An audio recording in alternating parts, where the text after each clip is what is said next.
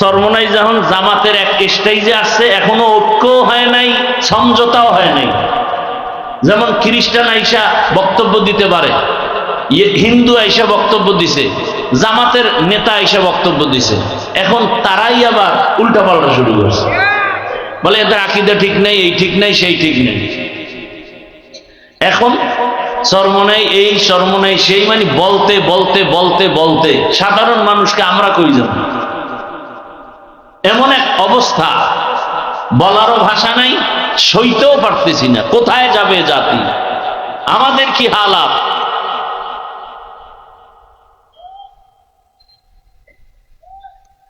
আপনার জামাত চরমোনাই ঐক্য হইছে এরকম কোন দলিল আছে? সমঝোতা হতে পারে, তাও পিশাব বলছে নির্বাচনের সিট এখানে জামাত থাকলে ইসলামী আন্দোলন বাক্স দিবে না, ইসলামী আন্দোলন দিলে জামাত বাক্স দিবে, এটা সমঝোতা সিটের, ঐক্য না। সেদিন এক বড় আলেম, আমার খুব আপন মুরব্বী, বলতেছে এইটা হইল। আমি বললাম হইছে কোথায়? হইলে তো দেখবেন মিডিয়া আসবে, সাংবাদিক সম্মেলন হবে, ঘোষণা হবে।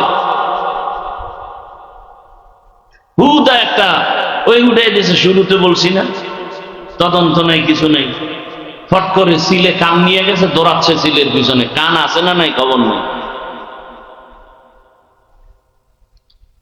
আল্লাহ হেদায়াত দান করুন।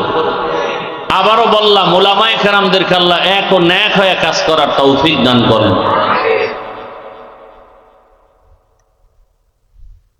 তো আল্লাহ পাক দুই জিনিস দিলেন, কোরআন আর ব্যক্তি।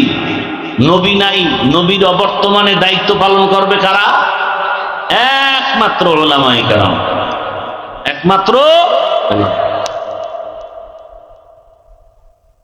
এই উলামায়ে কেরাম কোরআন সুন্নাহর আলোকে উম্মতকে পথ দেখাবেন, এবং এই পথ সঠিক এবং শ্রেষ্ঠ পথ, এর বাহিরের কোন পথ সঠিক না, শ্রেষ্ঠ না। আল্লাহ বুঝার তৌফিক দান করেন। আর এই পথ যেমন শ্রেষ্ঠ তেমন শান্তি, কষ্ট আছে। কেমন কষ্ট? ওই কষ্টের সাথে কোনো তুলনা নাই। সমস্ত আম্বিয়ায়ে কেরাম কঠিন থেকে কঠিন পরীক্ষার সম্মুখীন হলেন। যেমন আপনার আমার রহমতের নবী, আল্লাহ তাকে যখন দুনিয়ায় পাঠাইছেন, জমিনের মানুষ ছিল বড় নাপাক, মক্কার মানুষ বড় নাপাক, অথচ মক্কার মতো ঘর সেখানে দাঁড়ানো। যেই বাইতুল্লাহর দিকে তাকাইলেই সওয়াব, তাকাইলেই সওয়াব, তাকাইলেই সওয়াব। ইন্না আউওয়ালা বাইতিন উযিআ লিন-নাস লাল্লাযী বিবাক্কাতা মুবারাকান ওয়া হুদা, মুবারাকান ওয়া হুদান লিল আলামিন। এত সুন্দর এক ঘর, তাকায় থাকবেন শুধু সওয়াব আর সওয়াব। সেই বাইতুল্লাহর পাশের মানুষ দুনিয়ার নষ্ট, চরিত্রহীন, আর সেই সমাজে আসলো কে? পৃথিবীর শ্রেষ্ঠ চরিত্রবান আখলাকি রসুল মক্কা নগরীতে আসছেন। আসার পরে নবী সবার সাথে হাসি মুখে কথা, মানুষের বুকে লাগায়, গালি দেয়, নবী গালি দেন না, জবাব দেন না, বরং তাকে বুকে লাগায় আলিঙ্গন করেন। রহমতের নবী আমার দীর্ঘ 40 বছর পর্যন্ত কাউকে বলে না নামাজ পড়ো, রোজা রাখো, জিকির করো, তেলাওয়াত করো, কালেমা পড়ো, কিচ্ছু বলে না। নবী কথা বলতেছেন, সবার অন্তরে বিশ্বাস, এত ভালোবাসা। সবাই কয় মুহাম্মদ, এক পর্যায়ে গিয়া বলে মুহাম্মদের বিরোধিতা যাই করি, মুহাম্মদের মতো সত্যবাদী আর কেউ নাই। 40 বছর পরে আল্লাহ তাআলা হেদায়েতের বাণী দিলেন, কোরআন। জিবরাইল আমিনকে নিয়ে পাঠাইলেন, কোরআনের প্রথম 5টা আয়াত নিয়ে পাঠাইলেন। ইকরা বিসমি রাব্বিকাল্লাযী খালাক, খালাকাল ইনসানা মিন আলাক, ইকরা ওয়া রাব্বুকাল আকরাম, আল্লাযী আল্লামা বিল কলম, আল্লামাল ইনসানা মা লাম ইয়ালাম। 5টা আয়াত নিয়ে আসলেন।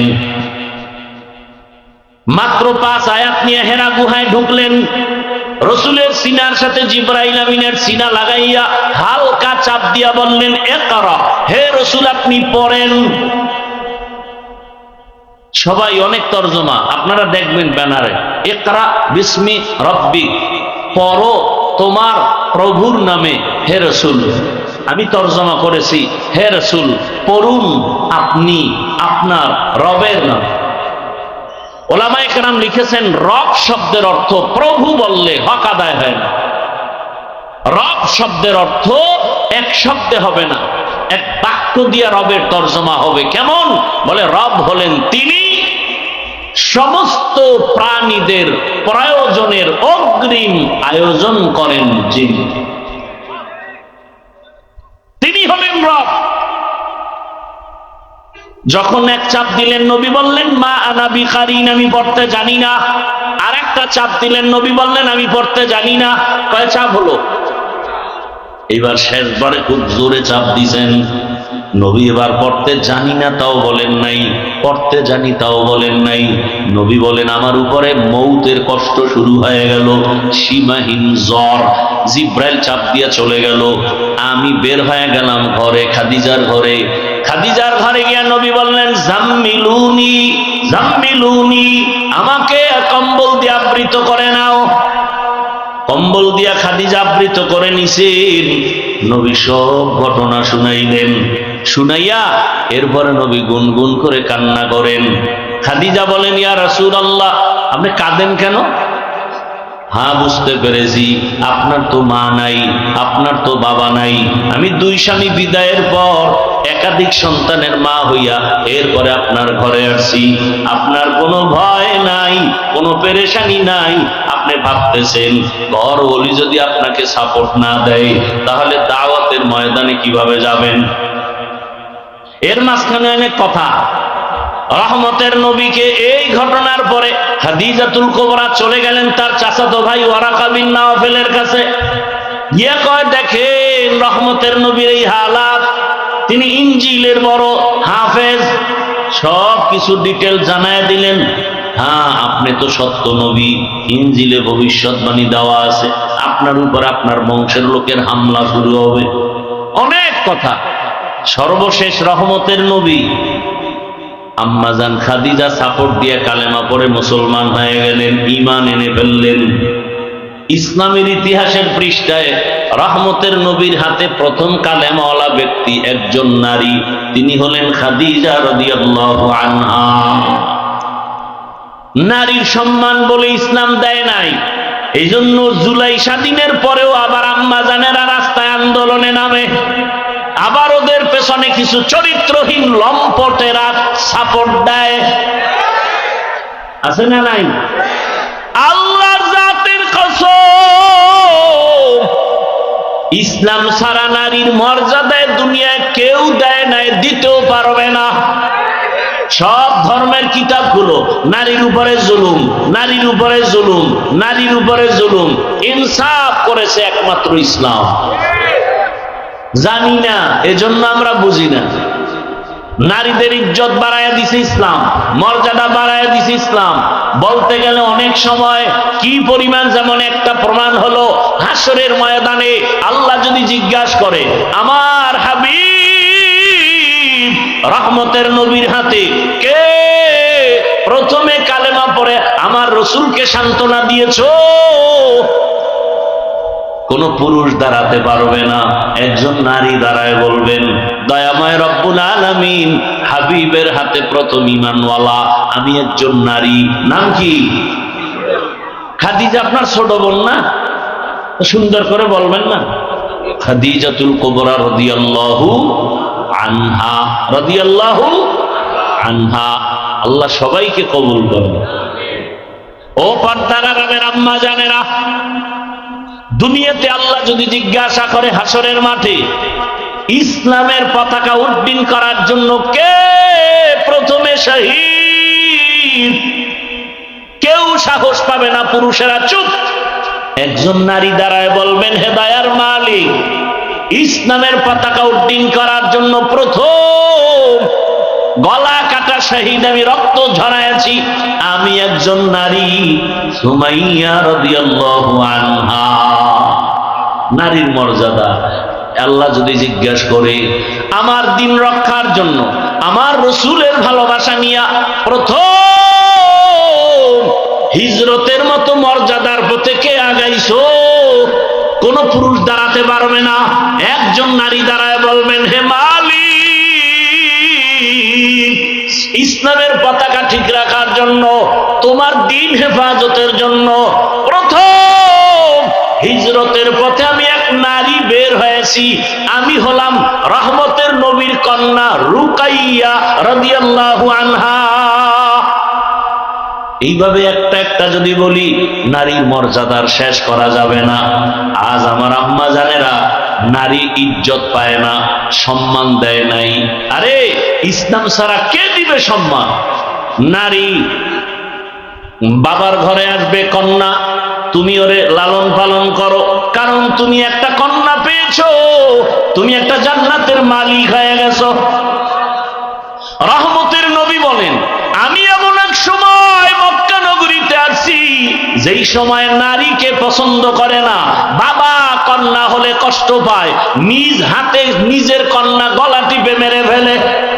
আর আমি নবী, রহমতের নবী, আল্লাহর খুব আদরের নবী, আমি রহমতের নবীর কোনো ছেলে নাই, আমি 4 কন্যার বাবা, আমি 4 কন্যার বাবা। অতএব তোমরা যারা কন্যা পেয়েছো শুকর আদায় করিও। 1 কন্যা পেয়েছো 1 জান্নাতের মালিক, 2 কন্যা পেয়েছো 2 জান্নাতের মালিক, 3টা কন্যা পেয়েছো 3 জান্নাতের মালিক, 4 কন্যা পেয়েছো 4 জান্নাতের মালিক। 3 বউ পেয়েছো 3 জান্নাতের মালিক, এটা কিন্তু না, সাবধান। এমনি বউ লয়ে কারাকারি, নিজের বউ এক বউর হক আদায় করতে পারে না, 2টা লয়ে টানা দেন। আল্লাহ হেদায়েত দান করুন। 4 কন্যা মানে 4টা জান্নাতের মালিক। ভাইরা আমার, রহমতের নবীও 4 কন্যার বাবা, কোনো ছেলে নাই। আপনাকে যাদের ঘরে কন্যা আছে, বাবা হইয়া থাকলে বলেন তো, আপনার ছেলে বেশি আপনার জন্য পাগল না মেয়ে? আন্দাজি কন্যা কোনদিন পরীক্ষা করছেন? আছে ভাইরা যারা ভাই ভাই, বলতো তোর জন্য তোর ভাইয়ের কলিজা ভরে না বোনের কলিজা ভরে? যেই বাবা মনে করেন আমার ছেলে নাই, মেয়ে আছে, ওই এক মেয়ে দিয়া 5 ছেলের উপকার আপনার হবে, এত টেনশন করেন কেন? আল্লাহ পারে না? কত প্রমাণ চান, কত প্রমাণ চান? 5টা ছেলে, একটা গাঁজাখোর, একটা মদখোর, এইভাবে হলে ছেলে দিয়ে কোনো লাভ আছে? কন্যা কেমনই জানি জাহিরিতে এক শান্তি, বাবার জন্য কলিজা খেয়ে ফেলে। শ্বশুর বাড়ি থেকে দৌড় মারছে, বাবা অসুস্থ, দৌড়, বারবার টেলিফোন করে, আমার আব্বু জানেন কি খবর? চোখের পানি ধরে রাখতে পারে না। আবার যদি শুনে ভাই কষ্টে আছে, বিপদে আছে, অন্য ভাইয়ের টেনশন নাই, বোনের ঘুম নাই, পাগল হয়ে যায়, মা আমার ভাইয়ের খবর কি? আল্লাহ কুদরতের কারিশমা দিয়া রাখছেন। রহমতের নবী আমার 40 বছর পরে কোরআন পাইলেন, মাত্র 5 আয়াত। 3 বছরে জিবরাইল আর আয়াত নিয়ে আসে না। এরপরে আবার আসলেন, ইয়া আইয়ুহাল মুদ্দাসসির কুম ফাআনজির ওয়া রাব্বাকা ফাকাব্বির ওয়া সিয়াবাকা ফাতাহহির। এইভাবে অল্প অল্প করে কোরআন আসতে লাগছে। কয়দিন? কয়দিন? এই কয়দিন? 23 দিন। 23 বছর লাগছে 250 গ্রাম কোরআন আইতে। তাও কার কাছে? সৃষ্টির শ্রেষ্ঠ মহাব্যক্তি, যার জেহেনের তুলনা নাই, জ্ঞানের তুলনা নেই, তার কাছে কোরআন আসতে লাগছে কয়দিন? আর সেই কোরআন আমরা রাইতে বইরা মুফাসসির, রাতারাতি বইরা মুফাসসিরে কোরআন। ও ভিজিটিং কার্ডে লিখতে তো 200 টাকার বেশি লাগে না। হ্যাঁ, মুফাসসিরে কোরআন এত সোজা, খালি আলিফ আলিফ লাম মিম এই তিনটা অক্ষরের ব্যাখ্যা, হ্যাঁ না এটা আমি কিচ্ছু জানি না, ওয়াল্লাহু আলামু বিমুরাদিহি বিযালিক, আমি সারেন্ডার, আমি অজ্ঞ, আমি মূর্খ। আল্লাহ কাছে এত ভাল পারো কেন যে বহুত কিছু কামাইছো? এত এলেমের বাহাদুরি করো তো আলিফ লাম মিমের ব্যাখ্যা কর, হ্যাঁ গিয়ে আমি কিচ্ছু পারি না। তো প্রথম দরজায় আটকে গেলি, কোরআনের প্রথম দরজায় তুমি সারেন্ডার হয়েছো যে আমি আলিফ লাম মিমের অর্থ জানি না। ওদিক দিয়ে আর এক দলে ফতুয়া মারতে আছে ইউটিউবের মধ্যে, অর্থ না যাই না পড়লে লাভ নেই, জ্বালা কি একদিক দিয়ে। জিজ্ঞান দরকার আলিফ লাম মিমের অর্থ কি বলেন, পারি না। আপনার আব্বারে জিজ্ঞান কবরে গিয়া, বাপও পারে না, তাহলে পড়লে লাভ নাই, এই ফতুয়া কেন? অথচ নবী বলেন এক অক্ষর পড়ো 10টা নেক। কয়টা নেক? আল্লাহর কোরআন শুধু তাকায় দেখো সওয়াব, কোরআনের লাইনে লাইনে আঙ্গুল টানো সওয়াব। দেখা দেখা কোরআন পড়বা, মরণের আগে চোখের পাওয়ার নষ্ট হবে না। মুসলমানের ঘরে কোরআন নাই, অনেকের ঘরে কোরআন আছে, 15-20 বছর হয়েছে, একদিনও খুলিয়াও দেখে না ভেতরটা কেমন। বড় আফসোস, আল্লাহর রসুলের কাছে কোরআন আসার সূচনা কত কঠিন, নবীর মরণের কষ্ট। আচ্ছা আল্লাহ নিজেই বলেন নবী আপনার কষ্ট করা লাগবে না, লা তুহাররিক বিহি লিসানাকা লিতাজালা বিহি, ইন্না আলাইনা জামাআহু ওয়া কুরআনা, আমি কোরআন আপনার সিনায় জমা করে দিব, কষ্ট করা লাগবে না। অথচ সেই 5 আয়াতের জন্য নবীর এমন জোরে চাপ দিল, জ্বর উঠে গেল। নবীরে কষ্ট দিল কেন? আল্লাহ এমনি দিতেন, আবার চাপ দিলেন কেন? দিলেন 3বার চাপ দেওয়া হলো কেন? আবার প্রথম 2 চাপে নবী বললেন আমি পড়তে জানি না, তৃতীয় চাপে নবী পড়তে জানি না বলেন না, তবে চুপ থাকলেও তো পড়ার উপরে সমর্থন আছে, আছে না নাই? নবী পড়তে জানি না বললেন কেন? এর এক জবাব হলো জিবরাইল আমিন রেশমি রুমালে লেখা আয়াতগুলো আল্লাহর পক্ষ থেকে ধইরা বলে ইকরা, নবী আপনি পড়েন। নবী তো উম্মি, দেখে পড়তে পারেন। নবী বলেন মা আনা বিকারিন, আমি পড়তে নবী জানেন না মানে কি মূর্খ? নবী পড়তে জানেন না কথার অর্থ দুনিয়ার কারো কাছে রসুল পড়া শিখেন নাই। কার কাছ থেকে? আল্লাহর পক্ষ থেকে রসুল শিখছেন সব, দেখে দেখে নবী পড়তে পারেন না। তৃতীয় চাপে রসুল পারি নাও বলেন নাই, পারিও বলেন নাই, বরং রহমতের নবী সমর্থন দিলেন। এমনি তো একটা কথা এখানে থাকে, একটা ছেলে কিচ্ছু পারে না, ওরে আইনা পড়ে, এই বলো বাবা আউযু, ও কয় কি আউযু, বলে বিল্লাহি, বাচ্চাটাও কি বলে বিল্লাহি মিনাস, পারে না। রসুলের সামনে জিব্রাইল যখন কইছে ইকরা, তো নবী তো বলবেন ইকরা, বা জিব্রাইল বলছে ইকরা বিসমি রাব্বিকাল্লাযী খালাক, নবীও বলবেন ইকরা বিসমি রাব্বিকাল্লাযী খালাক। নবী দোনোবার কইলেন আমি পারি না। তৃতীয় চাপে তো অবস্থা খারাপ, অসুস্থ। এখানে অনেকে জবাব দিছেন একটা, নবী প্রথম 2 চাপে না পড়ে বুঝাইছেন কার নামে পড়বো বলা নাই। তৃতীয় চাপে বলা হয়েছে রবের নামে পড়ো, আমি এটাকে সমর্থন দিলাম। দুনিয়ার সব পড়া ছাড়ো, রবের পড়াটাকে ধরো। দুনিয়াতে পড়া 2 লাইনে চলে, রবের নাম সহ, রবের নাম ছাড়া। কি? রবের নাম সহ পড়া মাদ্রাসার পড়া, কোরআনের পড়া, আর রবের নাম ছাড়া পড়া দুনিয়ার শিক্ষা, জাগতিক শিক্ষা, জেনারেল শিক্ষা। 2 পড়ার উদ্দেশ্য আলাদা, সিস্টেম আলাদা, ফলাফলও আলাদা, একটা দুনিয়া আর একটা আখেরা। তবে আল্লাহর নাম সহ যদি পড়ে ওই লাইনে গিয়াও সে সফল। যেমন বহু ডাক্তার, ইঞ্জিনিয়ার, প্রফেসর নামাজি নাই, তাহলে আপনি কেন বলবেন ডাক্তার হওয়া খারাপ, ইঞ্জিনিয়ার হওয়া খারাপ, প্রফেসর হওয়া খারাপ?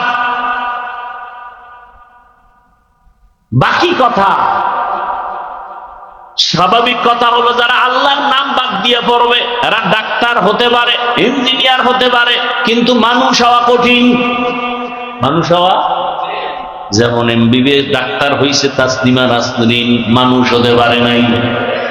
মানুষ ঢাকা কলেজের প্রফেসর আহমদ শরীফ প্রফেসর হইছে ঠিক, কিন্তু মানুষ হতে পারে নাই। মানুষ হতে হলে লাগবে আল্লাহর কোরআনের ছোঁয়া। এখন অনেকে বলবে আমরা স্কুল কলেজে যারা পড়ি আমরা কি মানুষ না? তুমি মানুষ কি না, না হলুমান? এটার জন্য প্রশ্ন হলো, তুমি জানোনি? ও স্কুল কলেজের ছেলে মেয়েরা, ভাই বোনেরা, জানোনি